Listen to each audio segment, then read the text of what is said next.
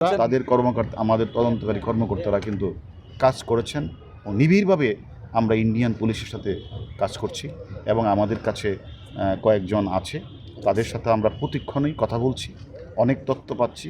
এই তথ্যগুলি আমরা এখন তদন্তের আপনারা হয়তো আমরা রেখেছেন, স্বরাষ্ট্রমন্ত্রী মহোদয় বলেছেন, তদন্তের স্বার্থে আমরা এখন বলতে চাচ্ছি না।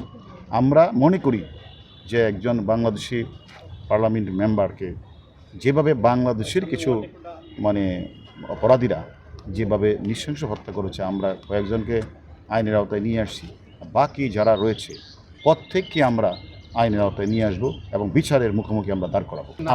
আমরা তদন্তের স্বার্থে, যেহেতু আমাদের মাননীয় স্বরাষ্ট্রমন্ত্রী অলরেডি আপনাদেরকে বলেছেন, তদন্তের স্বার্থে আমরা আসলে এই মুহূর্তে বলতে চাচ্ছি না। যেহেতু মেয়েটা এসেছেন আমাদের কাছে, মামলা রুজু করতে চায়, আমাদের কাছে হেল্প চাইতে এসেছে, আমরা আজকেই সেই মামলাটা রুজু হবে শেরেবাংলা নগর থানায়।